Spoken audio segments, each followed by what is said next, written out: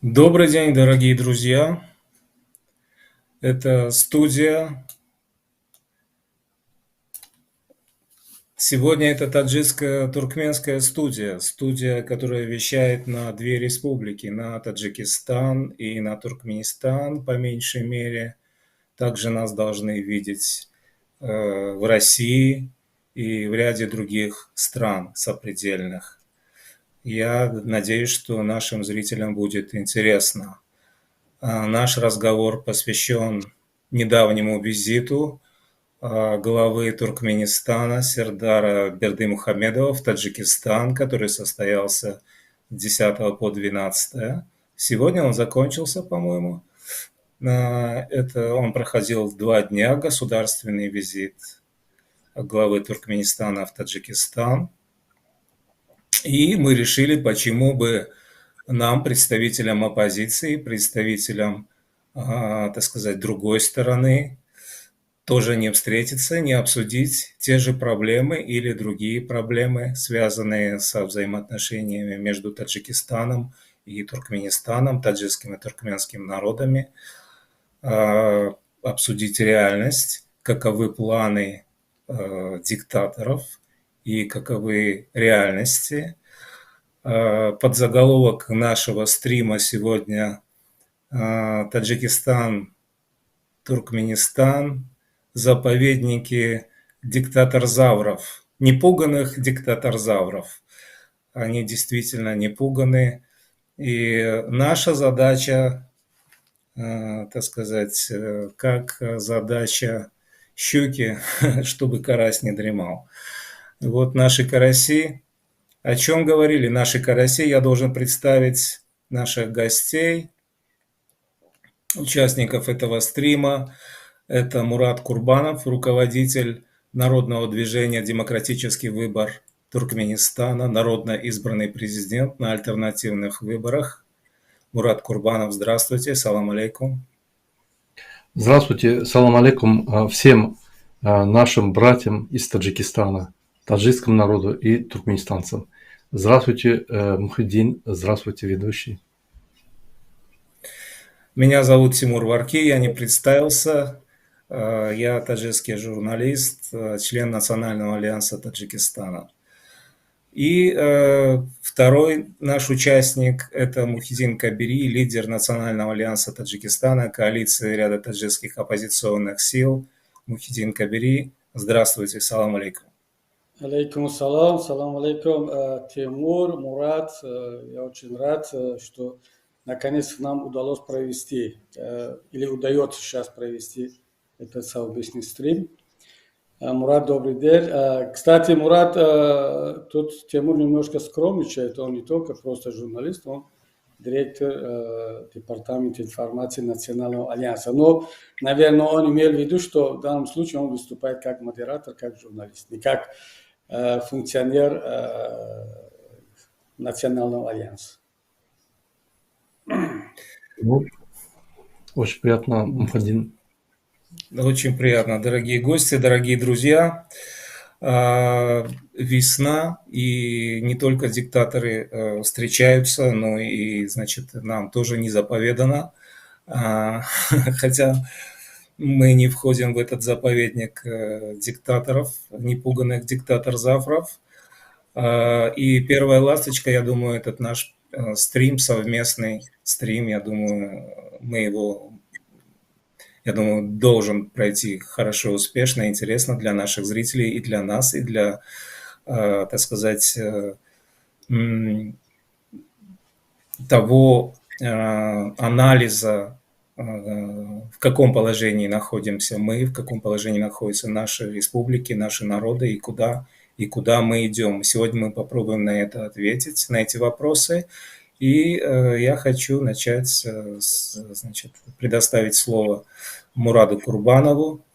Мурад Ака, вот что вы можете сказать, какую оценку вы можете дать этому визиту, его содержанию, какие характеристики, его атмосфере, да, и планам, и реальности. В чем реальность?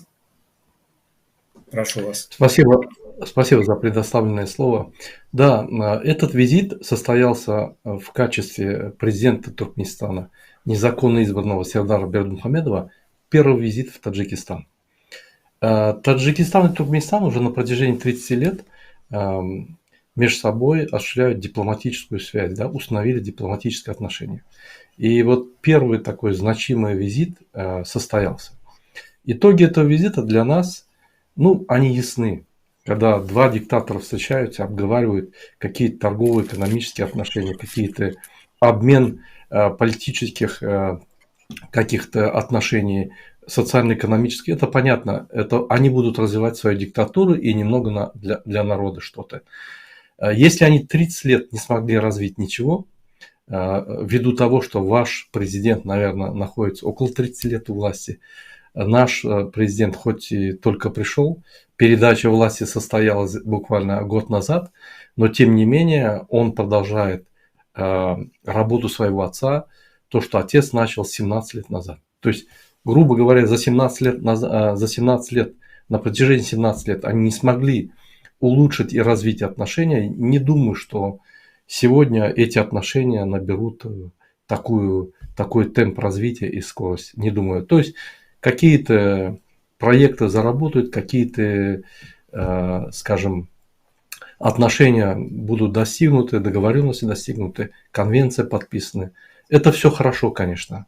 Надеюсь, что это для наших народов будет положительной стороной. Вот Гурбангул Бердмухамедов в 2021 году обещал построить школу в Дайханском объединении Эргеш-Султан у вас.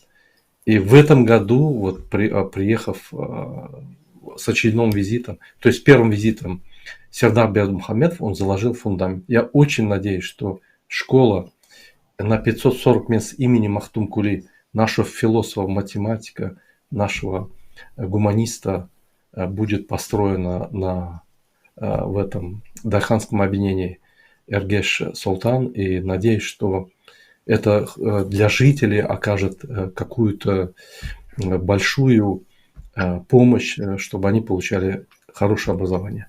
Несмотря на то, что этот господин, незаконно избранный президент, в Туркменистане не построил ни одной школы, но радует то, что хоть в Таджикистане что-то он пытается построить. В целом, вот итоги этого визита. Смотрите, спасибо за ответ. Я немножко посмотрел, полистал, почитал. Давно ничего не было слышно о взаимных отношениях Таджикистана и Туркменистана. Мы помним, что была какая-то пора заморозки взаимоотношений, что-то связанное с каким-то сексуальным скандалом. Дипломаты таджикские, значит, себя вели не очень хорошо, были пойманы за руку или за какую-то другую часть тела, и Туркменистан перекрыл границу, не стал позволять, значит, проезду таджикского транспорта грузового, и был заморожен проект трансафганской железной дороги. Якобы Таджикистан, Эмомали Рахмон отказался в этом участвовать. Очень много, так сказать, подписано сейчас, ну, во всяком случае, пакет 23 соглашения подписано. Я думал, там что-то серьезное. Я думал, что, может быть, там ветка Д, давно обещанная газопроводная ветка в Китай, которая должна пройти через Таджикистан. Об этом совершенно там ничего не сказано. Сказано в основном что я вычленил для себя, может быть, я что-то упустил. Это важное соглашение в области транспорта, таможни и, так сказать, транзита груза, видимо, и Туркменистан интересен для Таджикистана как транзитный участок для переправки каких-то грузов, так же, как и Таджикистан для Туркменистана для связи с Китаем тоже интересен как какой-то транзитный участок. Что вот вы скажете по поводу жив этот проект, ветка Д, газопровода или нет? Что, собственно, суть, в чем там сказать соль? Есть ли там соль вообще или это просто вода? Ну, как вы знаете, Туркменистан инвестировал очень большие деньги в морской порт Туркменбаши, и он хочет раскрутить этот торговый порт, то есть довести все грузы Центральной Азии на этот порт и оттуда, значит, Баку или в Российскую Федерацию, или на порта Ирана доставить и реанимировать этот порт, потому что очень много средств было потрачено. Логистика, они развивают логистику, это понятно, но ее они развивают очень давно. Денег ни у одной стороны нету. Ни у Таджикистана, ни у Туркменистана выделить какие-то 3, 4, 5 миллиардов. Туркменистан, скорее всего, деньги найдет на строительство Аркадага, который обошелся туркменистанским гражданам Туркменистана 3 миллиарда 700 миллионов, но не найдет на эту логистику, которую надо вставить. Когда два государства подписывают отношения по развитию транспорта, коммуникации, логистики и так далее, то есть подписание соглашения, договор о намерениях. Намерения могут быть, но если нет финансовой составляющей, осуществить это очень проблематично. Поэтому если Китай не подключится, ни у Узбекистана, ни у Туркменистана, ни у Таджикистана свободных таких средств нет. Они, скорее всего, истратят эти средства на поддержание своего режима, да, но никак на, скажем, инвестирование в долгосрочные такие непонятные проекты для них, потому что они прекрасно знают, режим может рухнуть в любой момент. Поэтому вот то, что вот видно, они будут финансировать. А эти все соглашения, которые подписаны, это как бы хорошие идеи, но, к сожалению, они всегда остаются идеями. Потому что ни у туркменской стороны нету серьезной команды, которая может эти идеи осуществить, экономику держать, очень сильных хозяйственных, очень сильных экономистов, финансистов и так далее. У нас кадровый голод. Не знаю, как у вас. Поэтому просто если будет торговая идти поток, то Туркменистан готов принять и использовать морской порт Туркменбаши. Вот, грубо говоря, вот этим и закончится. То есть, если Таджикистан надо развивать, значит, Таджикистан должен искать где-то средства. Туркменистан должен искать где-то средства для развития транспортной составляющей. Поэтому единственное, что вот я заметил, что Туркменистан якобы рассматривает вопрос строительства текстильных комбинатов на территории Таджикистана и закупкой алюминиевой продукции из Таджикистана. Вот это, возможно, заработает. А остальное все в социально-культурной сфере заработает, двусторонние обмены, это связано с тем, чтобы прославлять диктатуру, это заработает. А вот логистика, да, инвестиции в логистику, я думаю, что достаточно смелая такая инициатива, не подтвержденная никакими деньгами. Ну, простите, Туркменистан известен экстравагантными какими-то, так сказать, сооружениями, вращающийся красный, золотой Туркменбаши, там золотые памятники из золота. Где деньги? Столько лет качали газ, газа много, газ нужен миру на мировых рынках. И что, нет денег? Куда делись деньги? Ну, вопрос в том, что где деньги? Деньги мы знаем где. Они у Гурбангулы Бердымухамедова и Сердара Бердымухамедова. Все деньги, которые поступают от экспорта нефтегазовой продукции, 70-80% оседают на специализированных фондах, которые не подотчетны государству. То есть не подотчетны ни Центральному банку, не подотчетны ни налоговой инспекции. Эти фонды сам, президент управлял, раньше Гурбангулы Бердымухамедов. Сейчас постановлением, подписанным, закрытым постановлением, мы даже не знаем, кто им управляет. Однозначно Гурбангулы Бердымухамедов. То есть диктатура никогда деньги в Центральный банк не поставит. Поэтому все деньги, которые были, они украдены. Например, аэропорт Туркменистана, новый международный аэропорт, он стоит $800 миллионов. его подняли до 3 миллиона, 3 миллиона 500, 3 миллиарда 500 миллионов. Стоимость подняли. То есть у нас строительство идет в таком темпе, что цены завышены в 3-5 раз. Как я говорю, он отстроил город Ашхабад, город Аркадак сейчас отстраивает. Можно было минимум 3 или 4 вилаята одновременно построить. То есть в других городах, города центральных областей построить и сделать такой же, как город Ашхабад. То есть вот эта часть украдена. Поэтому Туркменистан сегодня не обладает большими финансами. Все, что он декларирует, это обман. Все, что он строит и показывает, гигантомания, это чтобы украсть побольше денег. Допустим, его интересуют крупные проекты, где можно украсть по-крупному. Чем красть, допустим, с 10 жилых домов по 15 миллионов долларов, лучше построить вот город Аркадак за 3,5 миллиардов долларов. Поэтому инвестировать куда-то, я не думаю, что у них денег нет. Если у них были бы деньги, они бы инвестировали в Туркменистан. У нас промышленность... Мурадака, Да, у простите, нас промышленность а, не хватает этих денег. да, вот меня это поражает, я не могу ответить для себя на этот вопрос, это парадокс. А, Он заметен, как бы присущий Таджикистану тоже и всем диктатурам. Они говорят, вот Эмом Али Рахмон говорят, Таджикистан Азмани, то есть Таджикистан принадлежит мне. То есть они приватизировали Таджикистан весь вместе со всей семьей, этот спрут семейный. Ну, то же самое и, значит, в Туркменистане. Если они относятся к государству, к людям, к земле вот этой, как к своей собственностью, почему они не вкладывают свои деньги в эту собственность для того, чтобы, может быть, снять еще больше, чтобы создать рабочие места, чтобы вот запустить вот эту логистику, чтобы вот эту промышленность, вот это вот все запустить. Ну почему? Вот у вас есть ответ на этот вопрос? Да, я тоже думал над этим, почему они не делают.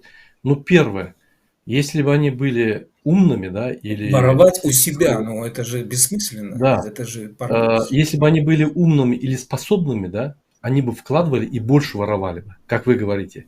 Но, к сожалению, посмотрите, что ваш диктатор, что наш диктатор. Они, ну, среднестатистический человек, чиновник. Это же не супер человек, у которого идея мощная, как Ататурк, или который имеет серьезные планы развития Туркменистана или Таджикистана. У них даже планов развития нет.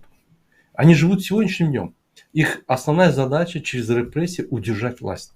Основная задача политическую картинку сделать, что благодаря им в стране все спокойно и все развивается. На самом деле у нас безработица сумасшедшая. 70% безработица, 45% населения вынуждено работать как трудовые мигранты в богатой, природно богатой стране за рубежом. 40 миллиардов, когда Туркменистан экспортирует, это его почти половинная проектная мощность экспорта газа. То есть при Советском Союзе мы экспортировали 120 миллиардов, и мы жили классно. Если мы экспортируем 40 миллиардов сегодня по рыночным ценам, мы должны были жить классно. Но, к сожалению, 60% нашего экспортного бюджета, составляющая газ, продается по цене $126. 50% платится деньгами и 50% услугами китайских компаний, цены которых завышены в 3-5 раз. В итоге я посчитал, $75-80 приходит реально в Туркменистан при цене на газ в мировом рынке $600-800 сегодня, но были дни, когда он стоил $3700 за 1000 кубометров. То есть у нас цена была всегда такая. То есть таких приходов больших нету. Кроме этого, надо поддерживать нефтегазовую отрасль. Туда, если вложений не делать, вы же знаете, скважины надо очищать всегда, инвестировать и так далее. То есть сегодня Туркменистан берет кредиты. Сколько он должен, внешний долг, это секрет. Сколько он берет кредиты, это секрет. Когда строится какой-то объект, обычно постановление подписывается и ставится сумма. На такую-то сумму заключены контракты там, на строительство такого комплекса или так далее. Сумма теперь не ставится. Это все скрыто. У них, и как я говорю, это индивидуальное государство. Что хочу, то и делаю. Сегодня встал, захотел, Конституцию поменял. За последние 2 года он уже поменял 2 раза Конституцию. Вот это не понравилось, теперь сына поставил, себя хочет сверху. Разрушил всю, значит, равновесие государственной системы управления властью. Все 3 власти он поставил ниже халк маслахаты, который вытащил выше всего. То есть государство превратилось в индивидуальное предприятие Гурбанғұлы Бердімұхамедова с директором этого индивидуального предприятия, президентом Туркменистана Сердаром Бердімұхамедовым. Поэтому никакой перспективы нету, кадров нету, финансирования планомерное нету, планомерных доходов нету. Цены они продавать не могут правильно, эти нефтепродукты и газ, потому что они слабые. Поэтому Туркменистан в серьезном финансовом кризисе. Спасибо большое. Мухиддин Кабири, я задаю вопрос Мухиддину Кабири, лидеру Национального альянса Таджикистана, коалиции таджикских оппозиционных организаций. Смотрите, мы в Таджикистане мечтаем, 30 лет Рахмон говорит, он тоже мечтает оказаться на месте туркменского, так сказать, президента, чтобы у него был газ, говорит, что газа нет, электричества нет, все виновато в этом. Сначала была война, значит, что там, у нас война, мы не можем восстановиться. 30 лет достаточно было для того, чтобы дать людям электричество, хотя бы, обеспечить дома хотя бы, потому что у тебя промышленности нет никакой в Таджикистане, промышленность советская, для которой хватало электричества, которое было на 1000% более, значит, чем по сравнению с тем, что какая промышленность существует сегодня в Таджикистане. Тогда хватало электричества, сейчас не хватает. И оказывается, что даже если мы посадим Эмомали Рахмон, подарим его Туркменистану, поменяем, возьмем Бердымухамедова в Таджикистан, будет то же самое. От перестановки слагаемых диктаторов ничего, результат не меняется.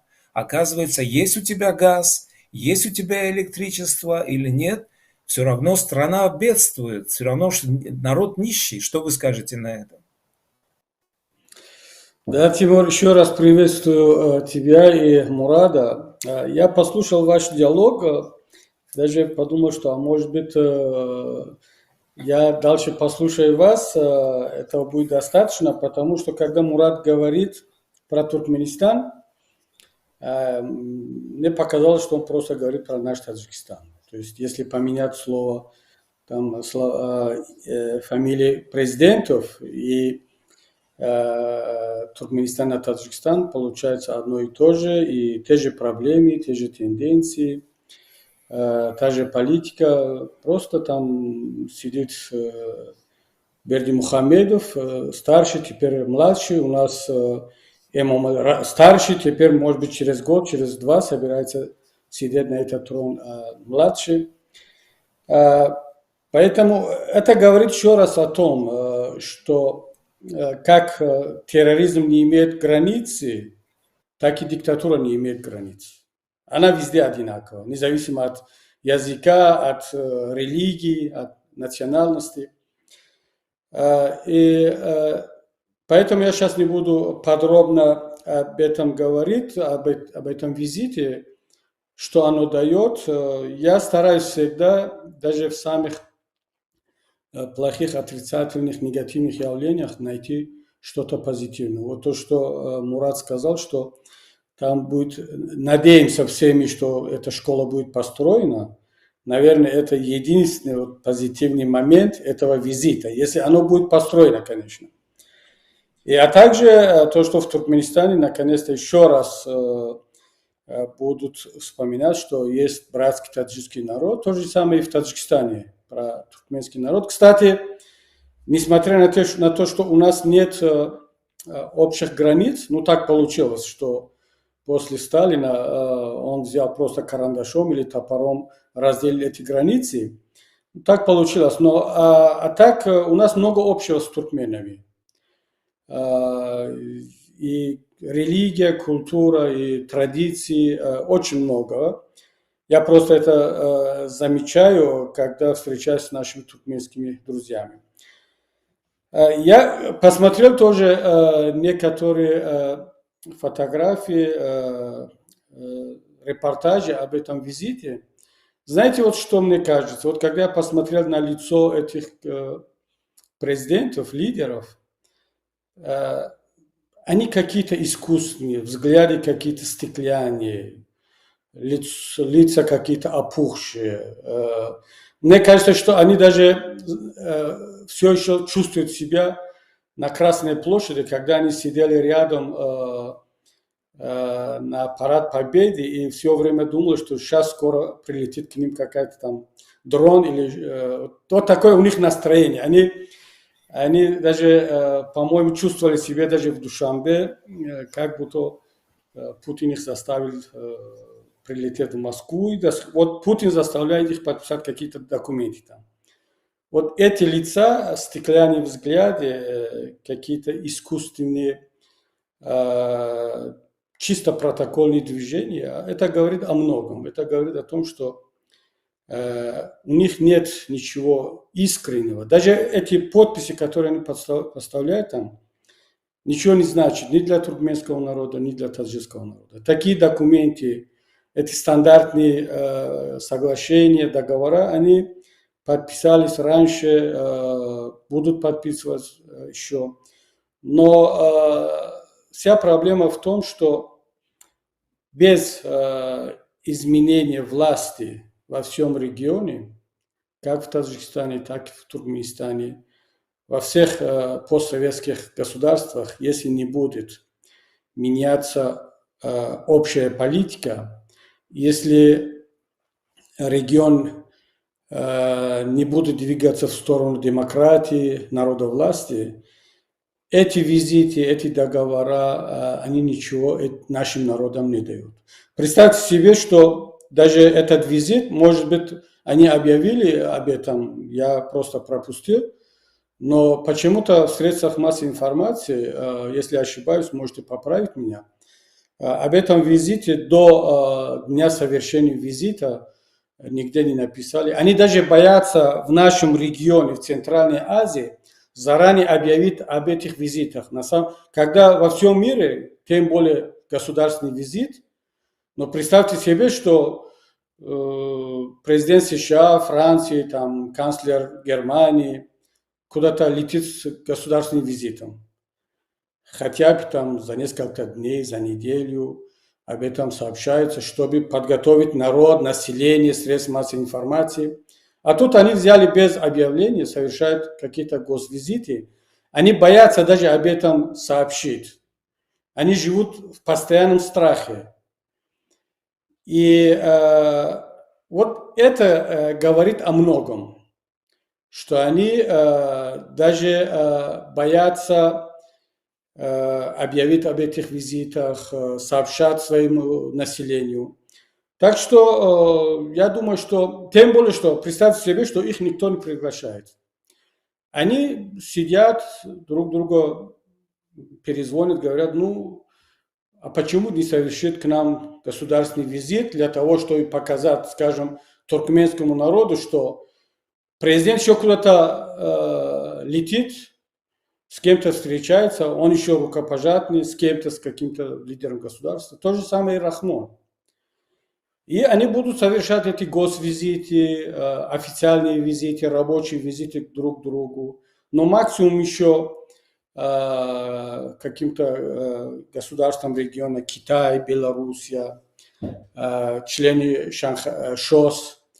А если за рубежом, я не знаю, Сердар Бердымухамедов успел побывать где-нибудь в Европе или в США, но, возможно, его пригласят. Но если за рубежом, то обязательно это какая-то международная конференция по глобальным вопросам, например, по экологии, или какое-то культурное мероприятие, не более того. То есть они стали, вот эти наши президенты нашего региона, они стали практически изгоями.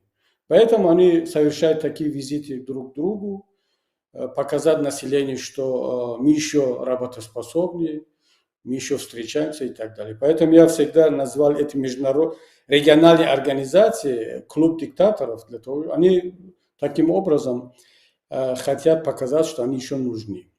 Вот в целом мой анализ, моя оценка.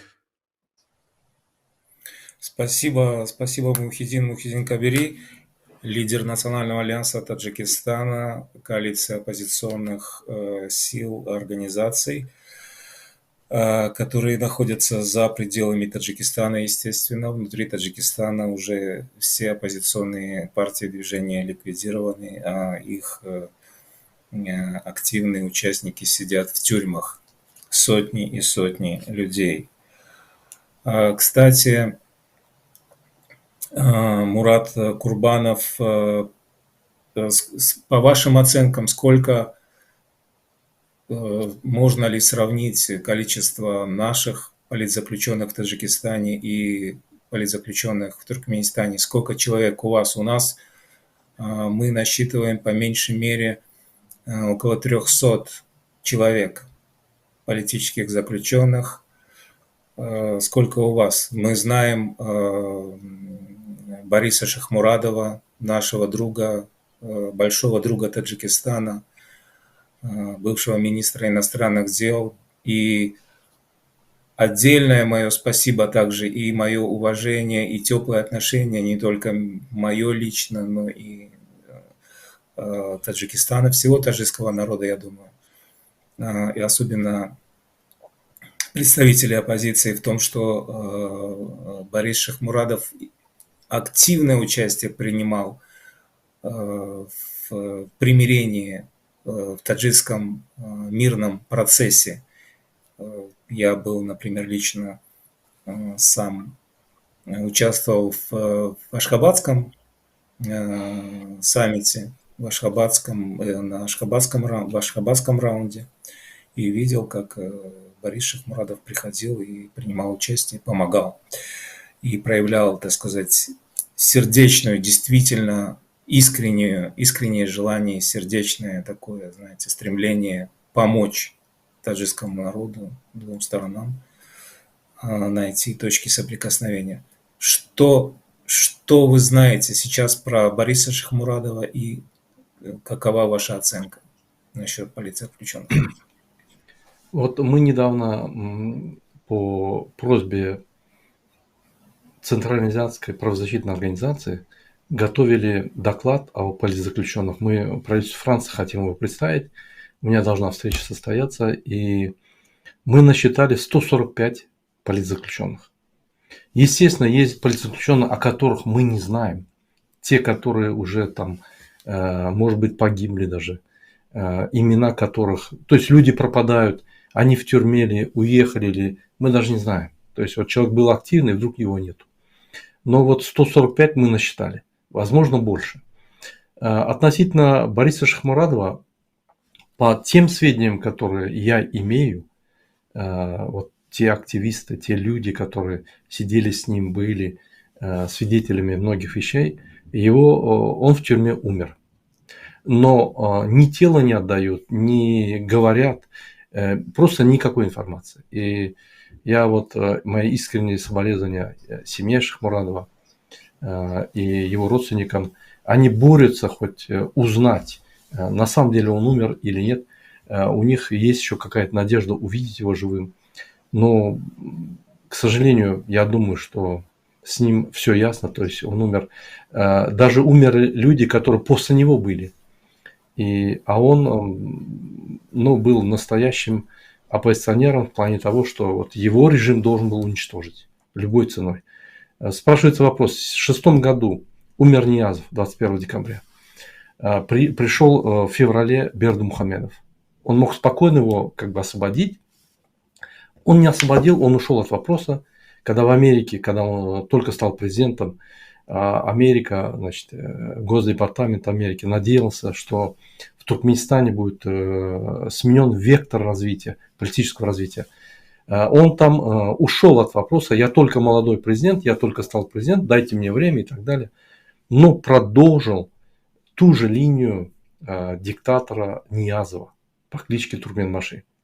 Поэтому ничего не изменилось. Активистов арестовывают, сажают. Сегодня где-то насчитывается 145, возможно, больше. Имена у нас нету этих людей. И с каждым днем, значит, если они поймают активистов, они, естественно, привлекают к ответственности незаконно. Вот ситуация в Туркмении, я думаю, такая же, как у вас. Может быть, у вас где-то пожестче, может, у вас где-то по гуманнее. Но в целом мы идем в одном направлении. Может быть, в каких-то вопросах мы вас обгоняем. Например, у нас отец успел передать сыну власть. И себя сделал национальным лидером. Ваш еще не успел. Но ваш в другом вопросе обогнал нашего и так далее. Мы можем долго спорить. Кто сильнее, какой диктатор могущественнее или какой диктатор гораздо диктаторней. Они все идут в этом же направлении. Поэтому это система репрессий, это система ущемления прав человека, это система выстраивания личной диктатуры и давления на простых граждан. Это система воровства, коррупции. Туркменистан 100% коррупция. Сейчас уже они официально говорят, чиновники, столько-то денег надо заплатить. Уже официально говорят, уже даже не скрывают. Сам Сердар Бердымухамедов проводит собрание и говорит правоохранительным органам: вы не смотрите на закон, никто у вас спрашивать не будет закон. Делайте то, что я говорю. То есть сын только встал, народ ждал от него реформы, там надежду, какая-то надежда была, что ладно, папа, правоворавшийся, с ума сошедший человек, но вот этот сын, как бы придет новая кровь, хотя бы первые несколько лет сделает реформы, там страну как бы чуть-чуть поднимет и так далее. Но его все реформы за целый год были: это установление визы в сторону Турции, туркменистанцы не могут без визы вылетать в Турцию, и второе — ущемление прав женщин. Вот то, что он сделал. Это его достижение за последний год. Скажите, пожалуйста, вот известно ли вам, ведете ли вы, так сказать, свой лист Магнитского в отношении туркменских чиновников, представителей силовых структур, которые должны подлежать санкциям? Почему-то мы сейчас видим, что в отношении России наконец-то это заработало, да? А в отношении других диктатур, Таджикистана, Туркменистана, идет business as usual. По-прежнему и президента, так называемого самозваного президента Таджикистана Эмомали Рахмона, узурпатора, значит, встречает там где-то, так сказать, в ООН, или, допустим, в Париже уже был визит, и вот якобы скоро ожидается еще один визит в Париж президента так называемого президента Таджикистана. Ведете ли вы работу для задействования этих рычагов санкций, наказания диктаторов и их чиновников за преступления против человечности, за уголовные преступления? Относительно Туркменистана, да, мы ведем, но ситуация такая, что там можно каждого брать и сажать, кто работает в органах. Это настолько поголовно, как я говорю, охватило 100% коррупция. То есть людям даже продохнуть не дают. Но, конечно, есть отъявленные, допустим, не чиновники, это племянники президента, племянники вот этого так называемого национального лидера по кличке Аркадак, Гурбангулы Бердымухамедова, его племянников, его сестер, его родственников прямых, Сердара Бердымухамедова. Вот это окружение, да, и чиновники, которых поддерживают. Там есть такой Чары Аманов, который кардинал, значит, подпольный, который организовывает все между отцом и сыном. Отец и сын ругаются, он их значит, между ними значит, ведет переговоры и так далее. Вот есть такие вот чиновники, которые имеют какие-то небольшие должности, но имеют решающую роль в Туркменистане, потому что в Туркменистане государства нету. Все вот эти государственные механизмы, структуры, машины – это просто картинка. Как почтовая картинка ставится вот каких-то красивых мест. На самом деле все, что сзади, там управляется родственниками. Наверное, у вас такая же картина. Поэтому структура нужна, чтобы иметь какие-то дипломатические отношения. Через эти дипломатические отношения делать свои дела и все. А так, внутри, там уже все ясно. Поэтому мы вот думали, всех не пересадишь, но основных надо выбрать. И вот сейчас у нас список дополняется. Мы скоро будем встречаться в Европарламенте и с правительством Франции. Мы этот список передадим и будем настаивать. Однозначно надо вот этих диктаторов встречать здесь. Вот мы сейчас узнаем, 3 недели уже нету Гурбангулы Бердымухамедова, мы его ищем. В Туркмении не можем найти, в Мюнхене ищем, он, говорят, лечится там. Как мы найдем, вот поверьте, если он в Мюнхене будет, мы прям с протестом туда придем в его палату и будем стоять там. Мы этих немецких врачей, так называемых, да, опозорим на весь мир. Как они зарабатывают деньги, и благодаря этому, значит, вот так же надо поступать с этими диктаторами. И использовать международные инструменты основные, да, санкции, давление, значит, привлечение к ответственности согласно конвенционным обязательствам. И также эти смелые протесты, давление общественное надо использовать против этих диктаторов. Нет другого пути. Ну, врачи здесь ни при чем, на самом деле, у них клятва Гиппократа, и они должны лечить всех, так сказать, и фронтовые, военные врачи лечат и солдат противоположной армии, и диктаторов тоже лечат. На самом деле, здесь, конечно, их нужно бить рублем, и их нужно хватать за руку, так сказать, объявлять в международный розыск, как объявили Путина. Мухитдин Кабири, я хочу задать вам этот следующий вопрос. Почему эти диктатор-завры не постеснялись и не испугались поехать, так сказать, принять приглашение Владимира Путина, разыскиваемого Международным уголовным судом, и тем самым бросить на себя тень? Как вы думаете? Хороший вопрос, Тимур. Но вначале я хотел бы небольшое уточнение. Ты назвал цифру 300 по поводу политзаключенных Таджикистана. Мы с вами все привыкли оперировать этими цифрами 300 или там около 300, потому что в начале, в 2015 году, действительно, мы знали только о 300 политзаключенных. Это члены нашей партии, Демократической партии и других активистов, журналисты, адвокаты и так далее. Но сейчас за это время количество выросло. Добавьте сюда еще те ребята, которые по различным обвинениям, начиная от салафитов, братьев мусульман, памирцы, и блогеры, и, кстати, очень много других политзаключенных, которых мы просто, как Мурат сказал по поводу Туркменистана, мы просто не знаем их имена и фамилии, и сами об этом не хотят говорить, родственники об этом не сообщают.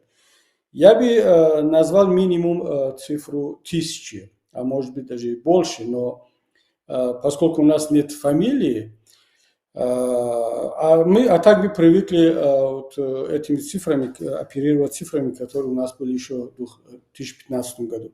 Что касается твоего вопроса, очень интересный вопрос. Я тоже над этим подумал. В прошлом году на параде был только Рахмон. Эмомали Рахмон, больше никого. Хотя тогда еще Путин и вообще руководство России не было под таким мощным давлением, как сейчас.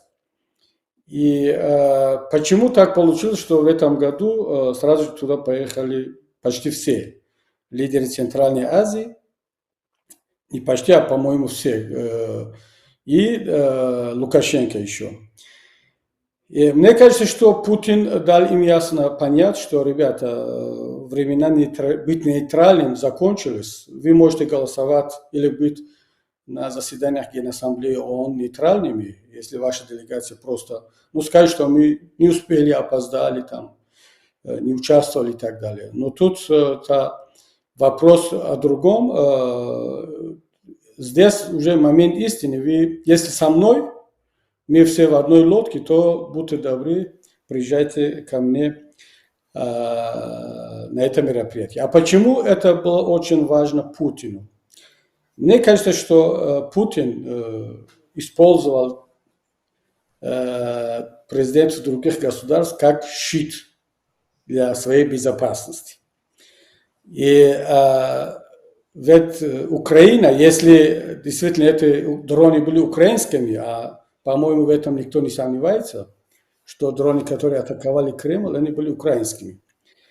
И если вдруг опять кому-то в голову придет атаковать Красную площадь, парад, то тогда это Украина или какая-то другая группировка, оно будет иметь дело уже с не одним правительством, а уже там сидят лидеры нескольких других государств. Пойти на такой шаг, на такой международный скандал ни Украина, ни другая сторона она не пошла никогда. То есть этот ход был очень, я скажу, что надо дать должное, что был придуман очень удачно. И поэтому эти президенты, начиная от Лукашенко, заканчивая Рахмона, они знали, что их используют как щит. И поэтому Лукашенко, ему стало очень плохо. Он не мог об этом сказать, ему не хотелось участвовать, то ли из-за страха, то ли из-за того, что он под давлением участвует, все-таки он лидер независимого государства. И все это повлияло на его здоровье, и он не смог даже пройти 200 метров, чтобы возложить цветы на могиле неизвестного солдата. И даже у себя по возвращении домой он не смог выступить, вместо него выступил министр обороны, по-моему. То же самое по лицу было видно, что посмотрите на фото, как они все сидят, какое у них выражение лица. То есть я думаю, что Путин очень удачно и хорошо их использовал. Они это понимали, они знали, но у них другого выбора не было, потому что Путин прямо сказал, что, ребята, это не заседание Генассамблеи, где вы можете показать себя нейтральными. Вопрос идет о том, что вы с нами или против нас. Поэтому они вынуждены были ехать все. Посмотрите, кроме Джабарова, никто заранее не сообщил, не объявил, что будут участвовать. Он-то более-менее поступил по-мужски, а все остальные, видимо, ждали до последнего момента. Но есть слухи, я, по-моему, где-то еще прочитал, что Путин звонил каждому лично. То есть общее приглашение, которое отправляется по линии МИДа, было недостаточно. И вот личный разговор, я не знаю, каким тоном он разговаривал с Рахмоновым, с другими лидерами. Ну, то, что они появились, несмотря на все эти угрозы, и вынуждены были там сидеть, значит, разговор был серьезный. Спасибо. Мурат, есть у вас что добавить к этому? Да, я бы хотел тоже добавить чуть. Вот Мухаддин, мой старший брат, правильно сказал, что эти зависимые диктаторы независимых стран, они полностью зависят от Путина. Все, что Путин скажет, они прилетят, сделают. Вот в Туркменистане Сердара Бердымухамедова и Гурбангулы Бердымухамедова мы называем предателем Родины. Потому что он все интересы туркменистанцев, Туркменистана предает Путину. Все, что Путин скажет, санкции, не санкции, он просто тупо делает. Где-то он пытается Эрдоганом укрыться, спрятаться за Эрдогана, там, пытаться туда перебежать. Но человек, который не имеет мужества провести свободные выборы и выиграть на выборах, который сам себя объявляет национальным лидером, на самом деле является самым ненавидящим человеком в Туркменистане, Они поэтому боятся, им Путин нужен. Я так одно понял, они без Путина не могут, и Путин без них не может. То есть они, как вам сказать, как военнообязанные, они Путина обязанные, зависимые президенты независимых государств. Поэтому, как Путин сказал, так и будет. Щит будет, они будут щитом, они будут подставкой, они будут прокладкой, они будут что угодно. Все, что для Путина надо, они сделают. Окей, спасибо вам за ответ. Тогда еще один такой дополнительный вопрос. Как вы думаете, участвуют ли Таджикистан и Туркменистан в реэкспорте? Помогает ли Путину Таджикистан и Туркменистан избежать санкций? Мухиддин Кабири, прошу вас. Я думаю, что Таджикистан с удовольствием участвовал в этих схемах, но инфраструктура Таджикистана не так уж она развита, она не позволяет помогать России.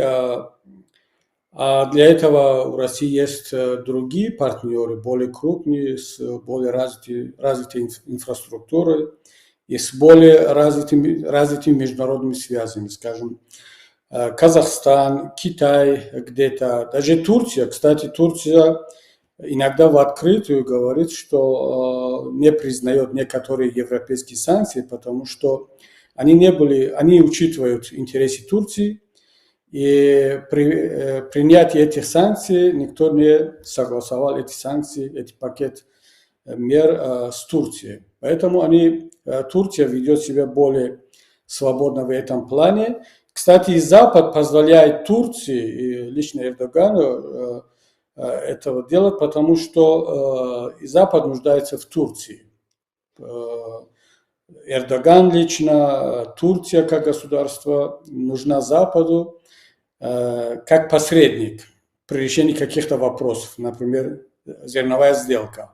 Без участия Турции это было бы невозможно. Поэтому я не думаю, что Таджикистан будет очень полезным России, но с удовольствием оно бы это сделало. Единственное, что я могу сказать, наверное, в какой области Таджикистан сможет помочь России обходить эти санкции. Ведь золото России, оно тоже попало под санкциями, а Таджикистан является одним из основных, не основных, но довольно крупным поставщиком золота некоторым европейским государствам, Индии, насколько я знаю. И здесь таджикские контакты, возможно, помогут России избежать или использовать эти схемы, эти контакты. Но я не уверен в этом, потому что у меня просто нет фактов. Не знаю по поводу Туркменистана. Скорее всего, Туркменистан, Мурат сам скажет, наверное, опять может быть только газ, если, например, Россия может поставлять свой газ Туркменистану, а дальше Туркменистан может перепродавать этот же газ другим потребителям, как свой туркменский газ. Что насчет завода по изготовлению иранских дронов? Опять у нас нет точной информации, можно только догадываться. Дело в том, что до начала войны против Украины в средствах массовой информации прошла вот такая новость, что завод открыт, по-моему, там участвовали представители Ирана на уровне генерала, я не помню сейчас, генерал Бакири, по-моему, сейчас фамилию точно не помню, и министр обороны Таджикистана. Но если этот завод работает сейчас, он должен произвести беспилотников. Но эти беспилотники пока мы нигде не видим. Даже во время конфликта с Киргизстаном не было видно этих беспилотников. Тут возникает вопрос, или завод не работает, как все другие проекты, которые открываются за последние годы, или завод все-таки работает, а беспилотники поставляются куда-то за рубежом. Поэтому можно только догадываться, поскольку у нас нет информации, мы не можем об этом с уверенностью сказать. Спасибо большое. Также будем иметь в виду, что Таджикистан помогал Ирану, в том числе через Бабака Занджани, быть для Ирана под санкциями своеобразной прачечной по отмыванию подсанкционных денег. Но, И, Тимур, в принципе, Тимур, не надо забывать, что Россия знает об этом, что таджикские власти могут обмануть. Раз они обманули Иран, они обещали им помочь обходить эти санкции, но в результате Рахмон отказался от нескольких миллиардов иранских денег, которые Бабак Занджани инвестировал в Таджикистан. Поэтому россияне об этом знают, они в курсе. И они считают, возможно, Рахмона ненадежным партнером в таких схемах. Окей, спасибо. Мурат Курбанов, прошу ваш ответ. Я согласен вот с Мухаддином, он правильно подчеркнул. Они с удовольствием бы хотели бы, диктаторы, этого делать, да? Но у них есть потенциал, который они могут использовать, он небольшой. Россия и Туркменистан в последнее время очень плотно начали сотрудничать. Например, в те годы они даже взорвали газопровод, который идет из Туркменистана, Средняя Азия, центр, САС. Они взорвали его для того, чтобы туркменский газ не пропустить. Но как война началась, они развернулись в сторону Туркменистана, ну, в сторону всех стран, естественно. И было нашествие около правительственных бизнесменов вместе с премьер-министром. Никогда премьер-министр, никогда Матвиенко, никогда там президент Татарстана в Туркменистан не приезжали. А вот за последний год они зачастились. Налаживать контакты, значит, сотрудничество, заводы, реанимация торговых отношений и так далее, и так далее, и так далее. Под этим видом, естественно, происходит, значит, завоз санкционной продукции через Туркменистан. В Туркменистан поставляется, оттуда идет дальше. Иногда он направлен в Туркменистан, по дороге меняется в Астрахани, грузы меняются. Но все равно это, я не думаю, очень большие объемы, потому что сегодня Россия нуждается в поставках продукции, в импорте, ну, больше 100 миллиардов. Туркменистан может исполнить только миллиард. То есть это, ну, небольшая часть, которую Туркменистан может потянуть. Сельхозпродукцию он и так отгружает, да. Сельхозпродукции не хватает внутри Туркменистана, он ее забирает полностью. Продукты питания он грузит на юг России без остановок, вагонами идут через Баку, Туркменбаши, Баку и дальше поездами. Паромная переправа. То есть продукция Туркменистана идет однозначно, но продукция вот Кореи, других стран, иногда европейских стран через Туркменистан тоже идут, но объемы все равно это где-то, ну, не более миллиарда. Я, если не ошибаюсь, за последний год с Туркменистана 8 или в 10 раз поднял, значит, торговые отношения с Российской Федерацией. То есть мы перешли, по-моему, миллиард. Если я не ошибаюсь, надо перепроверить цифры. То есть вот это вот в 10-кратное увеличение, 8-кратное увеличение, это связано именно с тем, что не то, что потенциал Туркменистана заработал, то есть экономика поднялась, заводы заработали. У нас заводы, как и в Таджикистане, они еле-еле выживают. То есть весь потенциал не используется, они не вышли на проектную мощность. Поэтому идут скрытые поставки, санкционные поставки и так далее. Понятно? Именно так, потому что Путин говорит как раз курочка по зернышку клюет и имеет в виду в том числе это, в том числе возможности Туркменистана, в том числе возможности Таджикистана, пусть миллиард, пусть не 100, не 10, как несколько тысяч, как в Казахстане, как Мурат Аблязов прочитал целый список. Оказывается, Казахстан увеличил в десятки тысяч раз, значит, импорт некоторых товаров двойного назначения. То есть, ну, это же не просто так, это неспроста.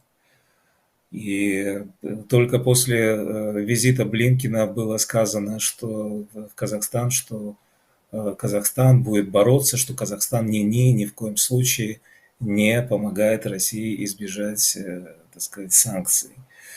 Это очень интересно. Это очень интересно. Была такая информация, что страны, диктаторы Центральной Азии, вот эта пятерка диктаторов приняла приглашение Путина после настоятельного совета председателя Си Цзиньпиня, руководителя Китая.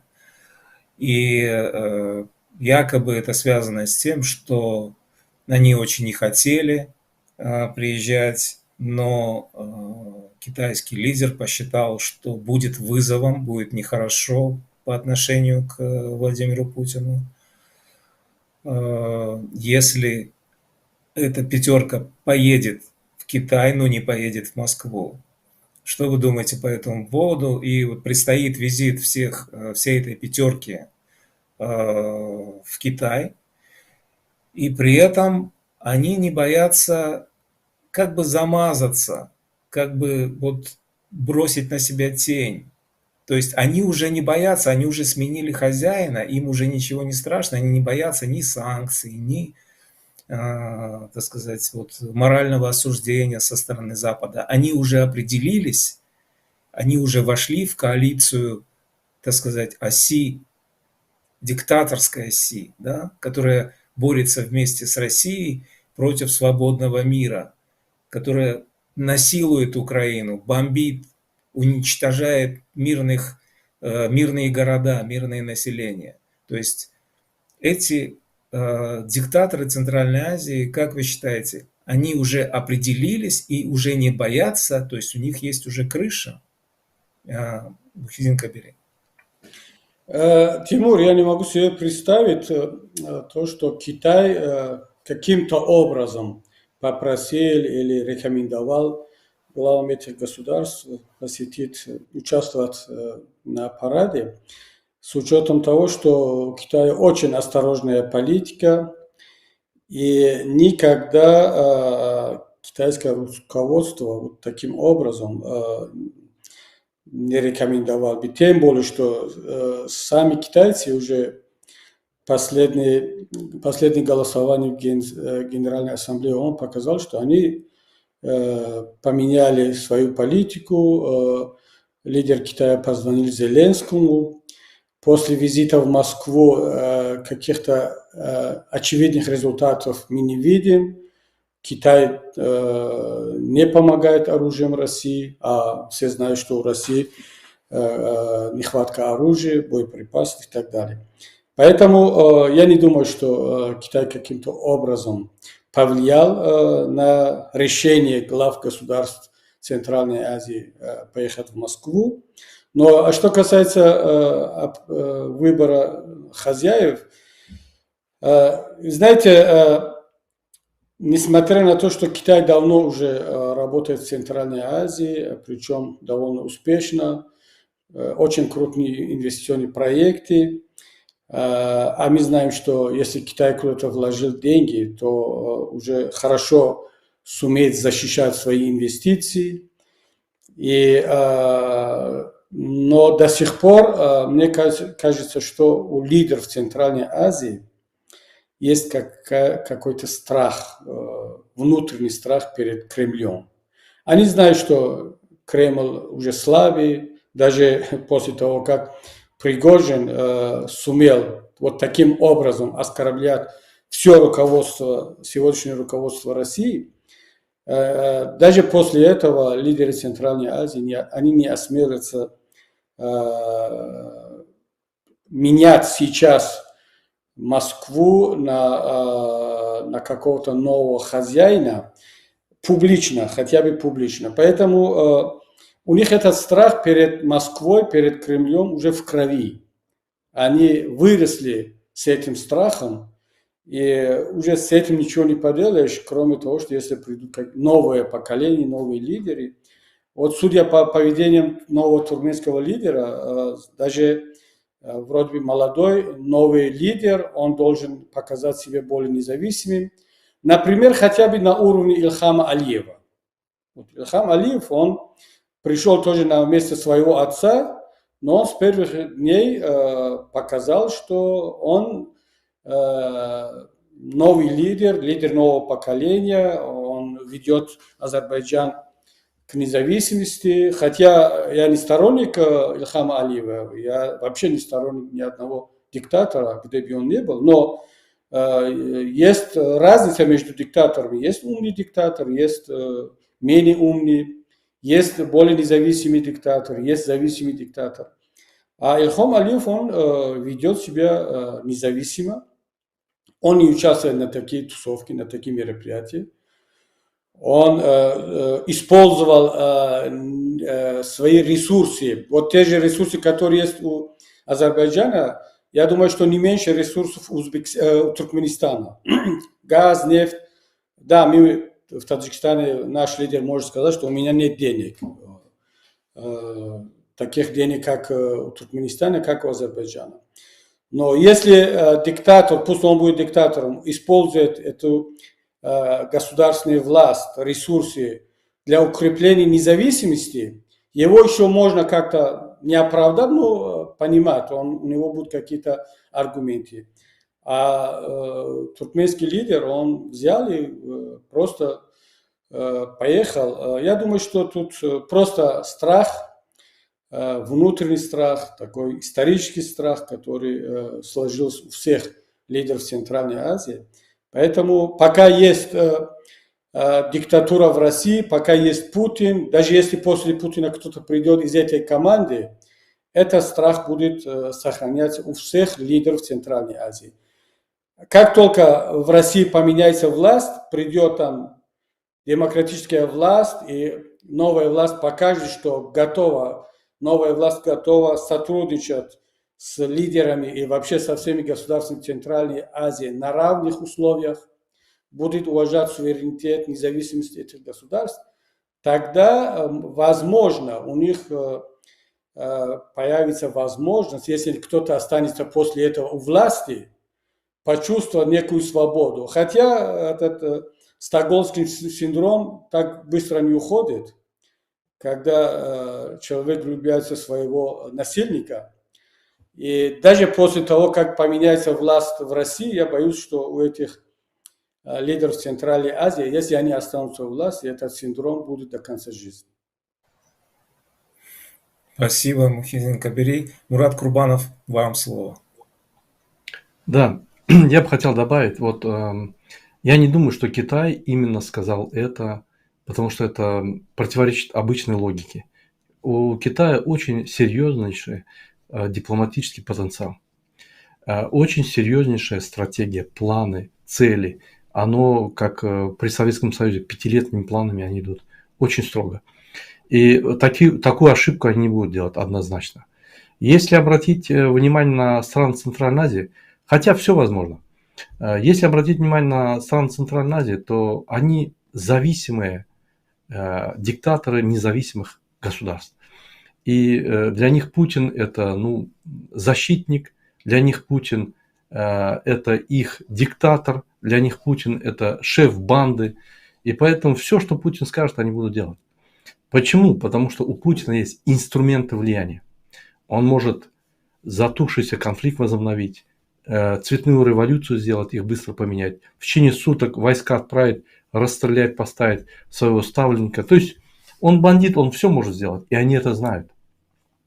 Вот я был свидетелем разговора наших чиновников, они были на встрече у Путина.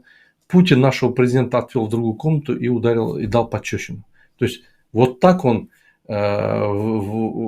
руководит Туркменистаном.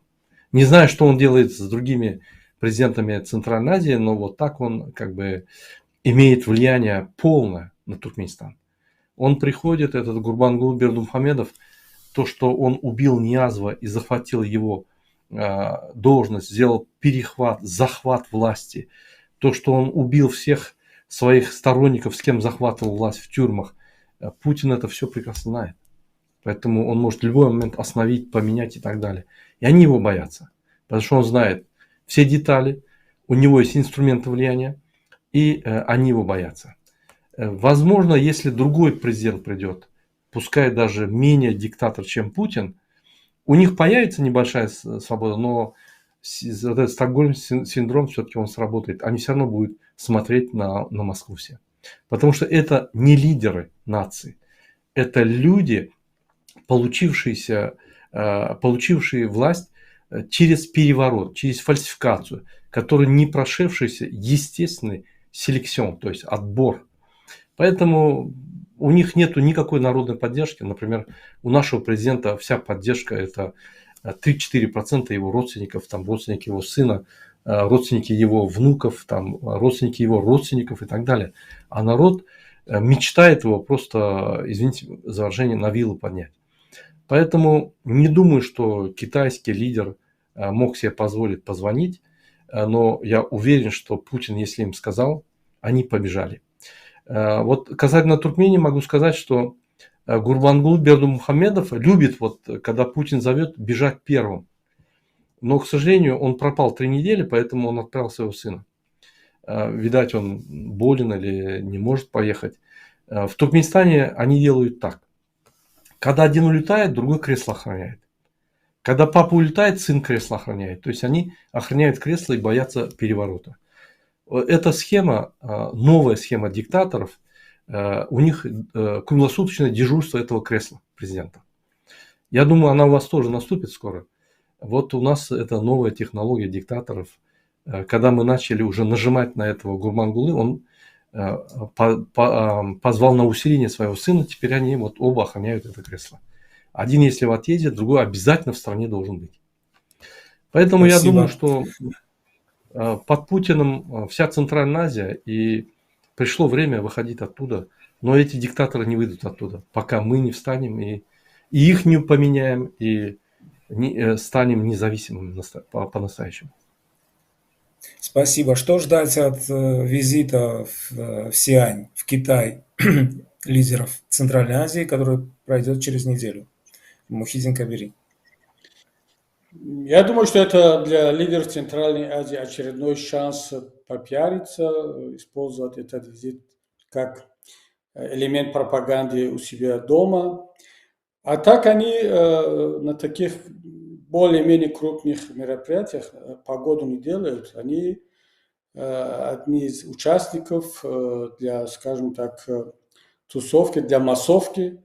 Но таким образом, знаете, вот дается им еще один шанс, им дают сигнал, что в случае, если Запад будет вести против вас какие-то санкции за участие, скажем, на этом параде или за поддержки войны против Украины, за обход санкций и так далее, то вы можете рассчитывать на нас, на других государств региона, как АСЕАН или ШОС, ОДКБ, может быть даже БРИКС. Сейчас многие говорят, что БРИКС хочет играть более-менее независимую роль, и многие надеются на то, что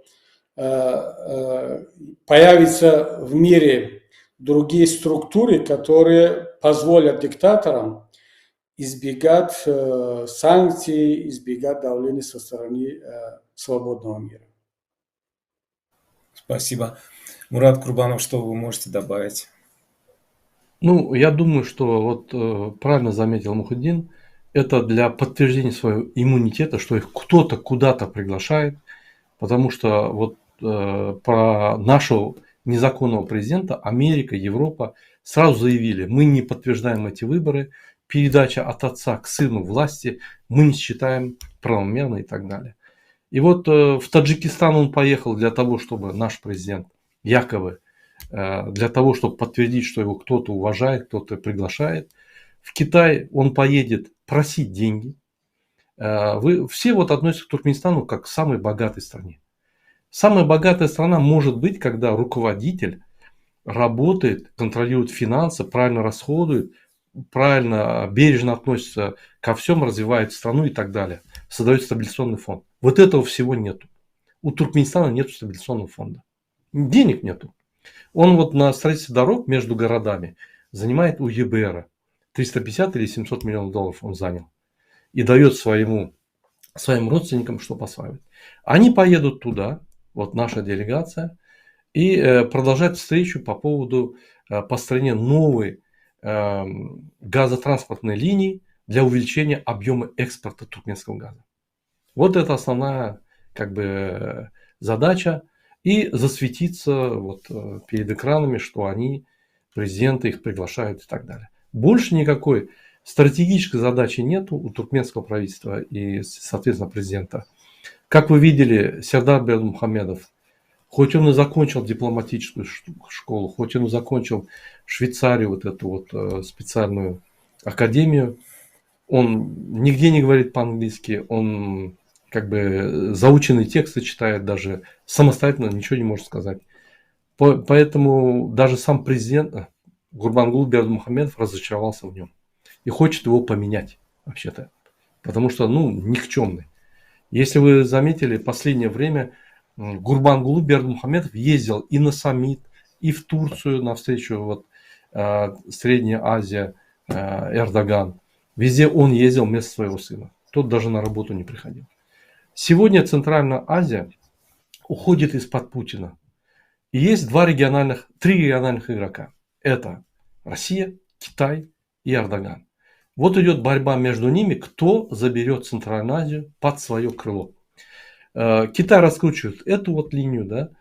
В частности, Центральная Азия, идя туда, чуть-чуть уходит от зависимости России. Хотел бы идти, конечно, но этого не получится. То есть они играют вот между этими игроками тоже, эти зависимые диктаторы независимых стран. Вот так происходит. Это игра просто, и все. Спасибо.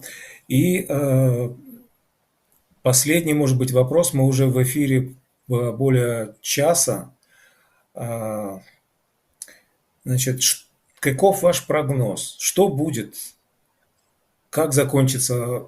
Я думаю, что очень многое сейчас, может быть, судьбы мира решаются в Украине, на фронте, на линии разграничения, чуть ли не по Бахмуту, да? Вот линия, где решается судьба мира, может быть, да? И судьба режима, путинского режима, и судьба сателлитов путинского режима, диктатор, вот этого заповедника непуганных диктатор-завров, также не может на них не отразиться положение, в котором окажется Россия и режим Путина. Каков ваш прогноз, Мухиддин Кабели? Я не сторонник вообще прогнозов, потому что я очень осторожный в этом плане, но, тем не менее, все факты говорят о том, что Украина победит. Что значит Украина победит? Если Украина не проиграет эту войну, это уже победа Украины. Если Украина восстанавливает свою территорию, это уже победа Украины. Если даже Украина выходит на границы до этой войны, до 2014 года, это уже победа Украины. А дальше пойдет все по принципу домино. Наверное, первым будет меняться власть в Беларуси, потому что это самый ближайший сосед Украины и России.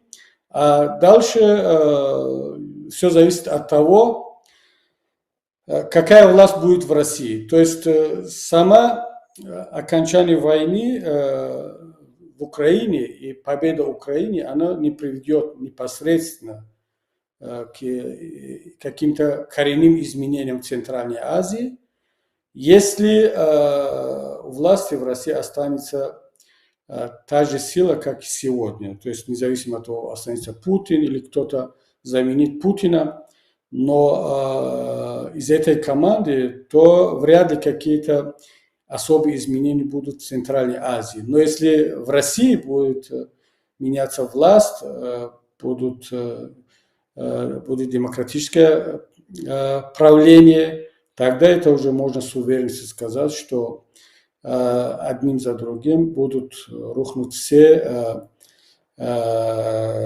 диктаторские системы в Центральной Азии.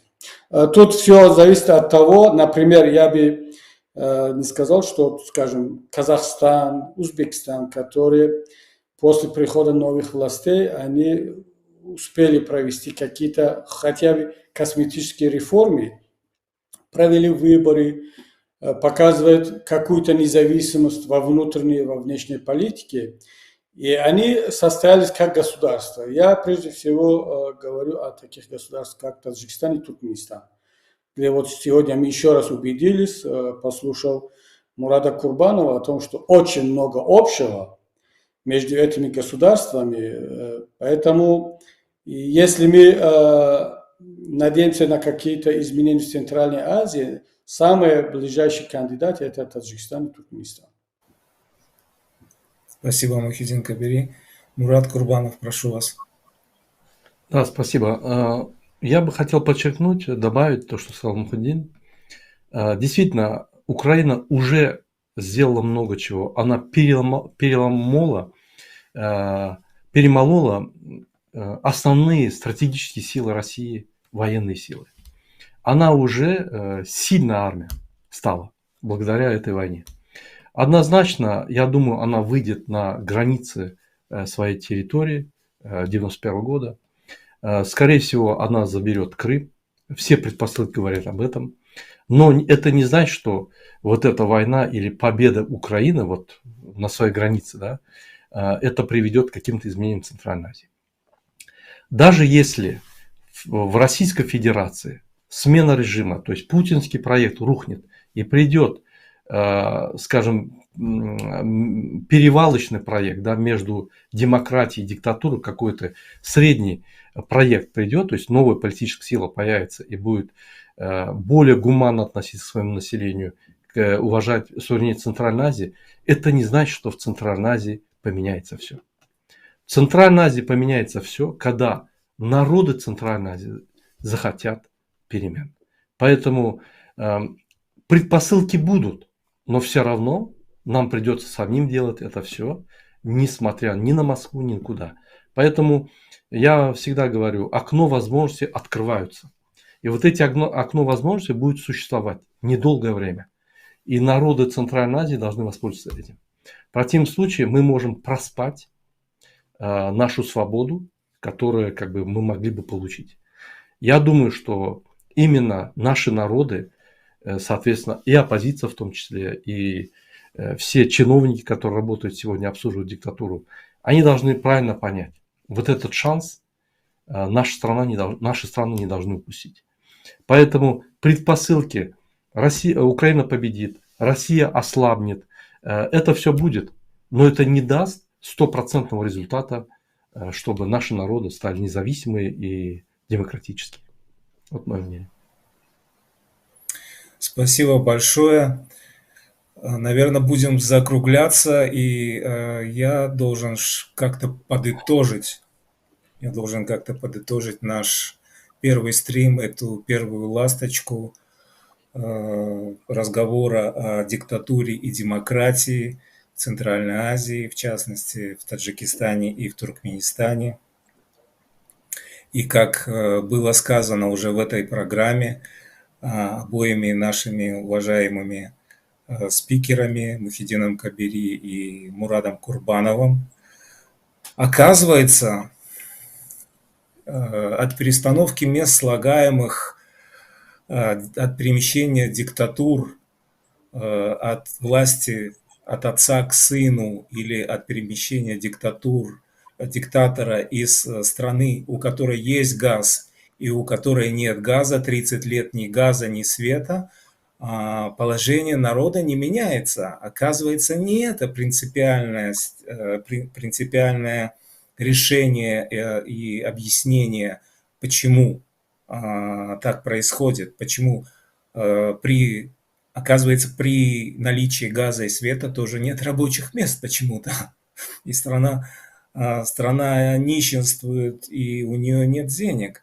Вот в чем дело. И мне на память приходят в этой связи приходят слова нашего знаменитого таджикского поэта Луика Ширали, который сказал еще до строительства, когда начиналось строительство Рагунской ГЭС, он сказал, даже если построят сотни или тысячи рагунских ГЭС, Таджикистан останется темным, Торикистан мемонат.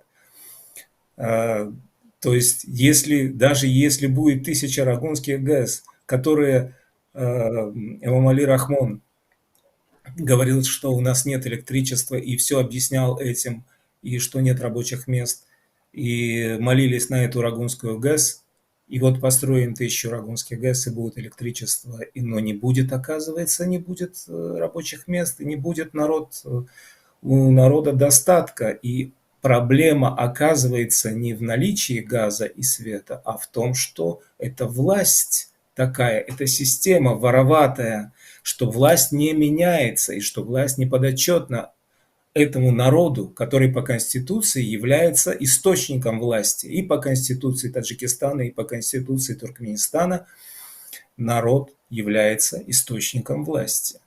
То есть народ – это власть. Но если народ не может менять эту власть в течение 30 лет, или как у вас в течение 17 лет, если власть отец передает сыну, хотя это по Конституции демократическая правовая страна, то есть это уже монархия, то есть это антиконституционный шаг, переворот, измена родине.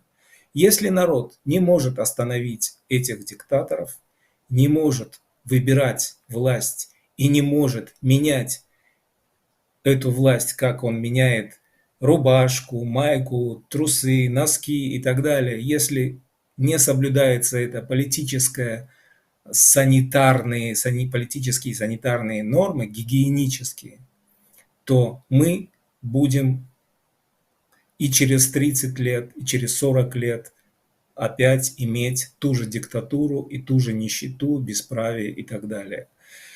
И война между Украиной и Россией показала это как такая, знаете, линия красная, это, знаете, как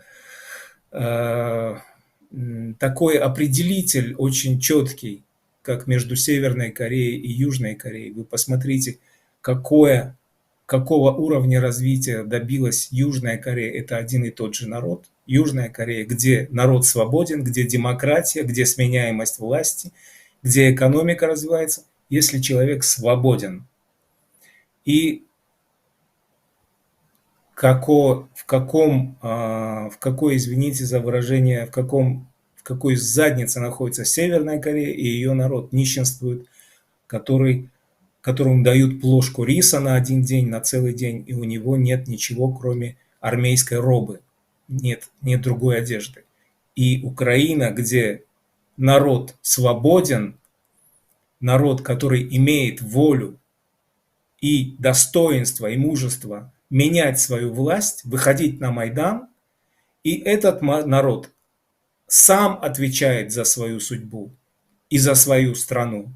И этот народ, свободный народ, защищает свою страну от дракона, где рабы бегут с фронта, рабы бегут от мобилизации, где сам дракон в Кремле прячется в бункере и прикрывается другими драконами, динозаврами из Центральной Азии.